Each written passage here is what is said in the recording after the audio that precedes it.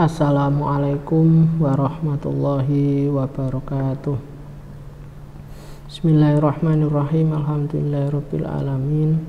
Allahumma sholli ala sayyidina Muhammadin al-fatih lima ughliq wal khatimah sabaq nasiril haqqi bil haqq wal hadi ila siratikal mustaqim wa ala alihi haqqa qadri wa miqdaril azim. Rabbi shrah li sadri wa yassir li amri wahlul 'uqdatam min lisani yafqahu qawli. Amin ya rabbal alamin. Alhamdulillah, pada kesempatan kali ini kita masih diberikan nikmat oleh Allah dalam bentuk kesehatan, kekuatan, dan juga motivasi, sehingga pada kesempatan ini kita masih bisa mengkaji tentang bimbingan konseling, khususnya bimbingan konseling karir, yang mana tema kajian kali ini adalah tentang teori perkembangan dan pemilihan karir, trade and factor ya. Asumsi ya, yang pertama asumsi dari teori trade and factor adalah teori trade and factor dikembangkan berdasarkan sumbangan beberapa ahli perkembangan karir. Jadi ini beberapa sumbangan ahli ya perkembangan karir. Yang pertama adalah Frank Person, terus kemudian H.G. Williamson, D.G. Peterson, G.G. Dirley, dan juga Miller yang tergabung dalam kelompok Minnesota. Jadi memang sumbangan dari beberapa tokoh ya tentang perkembangan karir. Yang selanjutnya istilah trait ya sendiri merujuk pada karakteristik individu yang dapat diukur melalui tes. Jadi trait itu adalah karakteristik individu yang mana di sini bisa diukur ya, yaitu melalui tes. Sedangkan faktor ya merujuk pada karakteristik yang dibutuhkan untuk penampilan kerja yang sukses. Jadi karakteristik individu yaitu trait tadi, kemudian yang mana di situ bisa diukur, dan yang selanjutnya adalah faktor. Faktor itu adalah penampilan kerja yang sukses. Ya, jadi ada hubungan ya, ceritanya dalam trade and factor ini ada hubungan antara karakteristik individu tadi dan juga karakteristik penampilan kerja yang sukses, itu ada hubungannya. Jadi istilah trade and factor merujuk pada penilaian karakteristik individu dan juga pekerjaan. Jadi karakteristik individu itu akan berbanding lurus dengan kesuksesan dalam bekerja. Itu secara sederhananya demikian.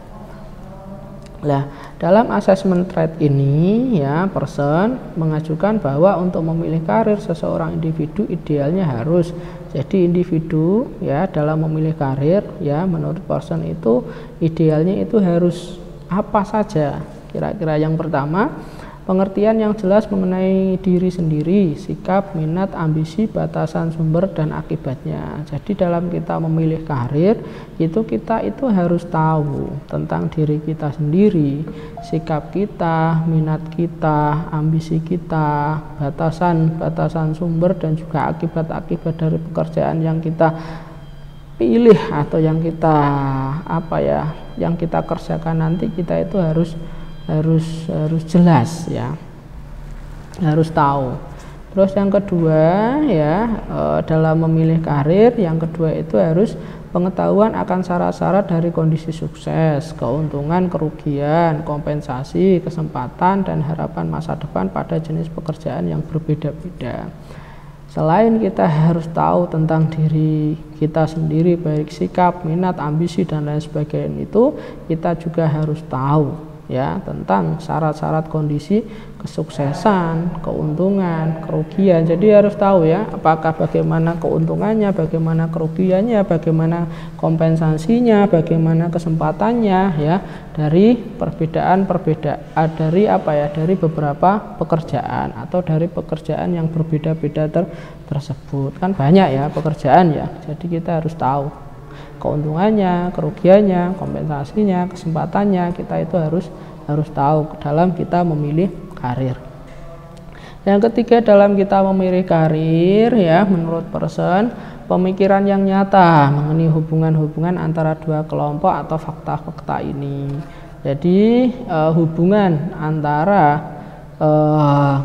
diri sendiri ya, konsep diri sendiri dengan kondisi pekerjaan itulah yang kemudian difikirkan, ya, difikirkan, sehingga kemudian dari pemikiran itulah kita akan mampu untuk kemudian memilih yang namanya karir. Tidak berbeda jauh ya dengan person, ya. Sekarang Krites berpendapat bahwa perkembangan karir individu berdasarkan teori trait and factor didasarkan pada 3 asumsi berikut. Yang pertama, dengan ciri psikologisnya yang khas bagi setiap individu yang paling cocok adalah bekerja di suatu jenis pekerjaan tertentu. Jadi ciri-ciri psikologis seseorang, ya, khas, kan setiap orang berbeda ya antara satu orang dengan orang yang lain.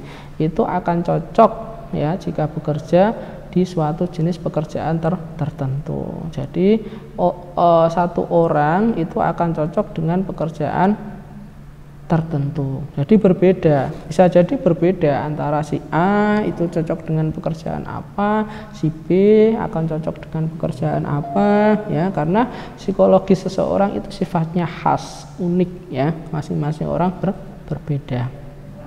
Sekelompok pekerjaan dalam pekerjaan-pekerjaan yang berlainan mempunyai ciri psikologis yang berlainan pula. Kalau tadi psikologis yang khas, ya, perbedaan psikologis dari seseorang itu juga mempengaruhi pekerjaannya. Sekarang pekerjaan juga istilahnya apa ya, juga mempengaruhi psikologi seseorang. Antara karyawan dengan dosen itu berbeda secara psikologis. Antara dosen dengan guru itu juga secara psikologis juga berbeda. Jadi itu psikologis bisa mempengaruhi kecocokan pekerjaan juga bisa mempengaruhi psikologis seseorang. Yang ketiga, penyesuaian vokasional berbeda-beda selaras dengan seberapa jauh kesesuaian antara ciri-ciri pribadi individu yang bersangkutan dengan tuntutan dunia kerja tertentu. Jadi penyesuaian seseorang dalam dunia kerja atau vokasional atau karir itu berbeda-beda masing-masing individu. Tergantung apa? Tergantung dari individu yang bersangkutan dan juga tuntutan dunia kerja tertentu. Jadi tidak bisa kemudian kita menyamakan antara satu orang dengan orang yang lain dalam penyesuaian karirnya atau penyesuaian vokasionalnya, karena penyesuaian vokasional itu berbeda-beda. Itu dalam trait and factor. Kemudian Manrihu ya menjelaskan bahwa teori trait and factor termasuk ke dalam teori yang struktural, ya. Kenapa struktural? Karena tadi ya ada struktur individu dan juga ada struktur pekerjaan, yang mana antara individu dan juga pekerjaan itu saling mempengaruhi. Trait and factor memandang individu sebagai optimalisasi kapasitas dan sifat-sifat lain yang dapat diukur dan dihubungkan dengan persyaratan program latihan atas dasar informasi yang diperoleh tentang perbedaan individu yang menduduki okupasi atau hubungan pilihan karir dan kepuasan. Jadi dalam trait and factor sendiri keadaan individu ini bisa diukur ya menurut trait and factor. Terus kemudian dari keadaan individu lah itu kemudian disesuaikan dengan program-program latihan dan juga jenis-jenis pekerjaannya. Jadi sangat memungkinkan nanti terdapat perbedaan individu sehingga kemudian terdapat perbedaan karirnya ya itu, ataupun perbedaan jabatannya, ataupun perbedaan kepuasan karirnya ya, karena memang keadaan individu, kapasitas individu antara satu orang dengan orang yang lain itu berbeda, sehingga kemudian pekerjaan yang cocok dengan individu tersebut juga berbeda, kedudukannya juga akan berbeda, pilihan karirnya juga akan berbeda, kepuasan terhadap suatu pekerjaannya juga akan berbeda. Jadi perbedaan individu tadi yang diukur tadi. Jadi kita nanti bisa mengukur ya keadaan individu itu, terus kemudian bisa melakukan yang namanya penempatan ya dalam threat and factor seperti itu. Threat and factor lebih deskriptif pengaruhnya terhadap pilihan karir daripada menjelaskan perkembangan karir. Jadi di sini lebih pada pilihan karir, karena pilihan karir itu menurut threat and factor sendiri disesuaikan dengan yang namanya keadaan individu. Ciri teori threat and factor ya, bahwa seseorang dapat menemukan vokasional atau karirnya yang cocok baginya dengan mengkorelasikan kemampuan, potensi, dan wujud minat yang dimilikinya dengan kualitas-kualitas secara objektif dituntut bila akan memegang vokasional tertentu. Jadi suatu pekerjaan itu cocok dengan potensi, dengan minat, dengan kualitas individu ya. Begitu pula ya potensi, minat, dan kualitas individu itu apa ya istilahnya akan sesuai dengan jabatan-jabatan tertentu ataupun karir tertentu atau vokasional tertentu. Pandangan ini bagaimana individu membuat pilihan karir yang dapat dipertanggungjawabkan. Kemampuan dan minat individu ini dapat diketahui melalui testing. Jadi kita bisa tahu minat dan kemampuan individu itu seperti apa, terus kemudian kita nanti bisa menempatkan di mana, ataupun kita bisa menempatkan jabatan atau vokasionalnya, menentukan vokasional atau karirnya seperti apa, itu dari yang namanya testing ya, atau dites. Konsep teori threat and factor. Pada dasarnya teori threat and factor menyatakan bahwa pemilihan karir individu sangat ditentukan oleh kesesuaian kemampuan ya. Jadi karir seseorang itu ditentukan oleh kemampuan, minat, prestasi, nilai, kepribadian, dan juga dunia kerja. Itu yang mempengaruhi pilihan karir individu atau pilihan karir seseorang. Kita kira kemampuan seperti apa, kemudian kita bisa menentukan karirnya. Minatnya bagaimana, prestasinya seperti apa, nilainya seperti apa, kepribadian seperti apa, dunia kerja yang diinginkan seperti apa, barulah kita bisa menentukan dia karirnya seperti apa. Pandangan yang luas dari teori threat and factor menunjukkan bagaimana kesemua itu dapat digunakan untuk mengkonseptualisasikan perkembangan karir. Jadi dari kemampuan, minat, prestasi, nilai, kepribadian, dunia kerja itu bisa kita bisa mengkonsepkan suatu perkembangan karir seseorang. Kita bisa menentukan perkembangan karir seseorang dari indikator-indikator tadi ya, yaitu prestasi, nilai, value, kepribadian, dan lain sebagainya itu. Sekarang tahapan dalam teori threat and factor. Tahap yang pertama adalah pilihan karir, adalah manfaat dari pemahaman diri, sikap, minat, kemampuan, ambisi, sumber daya, dan penyebabnya. Pada tahap ini, bakat, prestasi, minat, nilai, kepribadian ya, ini untuk merefleksikan 5 tipe dari perkiraan yang muncul sebagai suatu yang penting dalam konseling karir.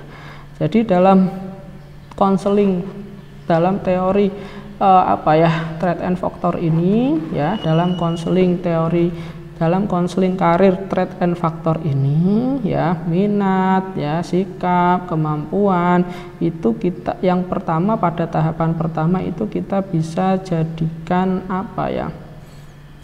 panduan atau acuan. Kita bisa merefleksikan sikap, kemampuan, ambisi, sumber daya itu dalam suatu layanan konseling karir. Jadi dalam konseling karir kita bisa melihat itu dulu tahap yang pertama.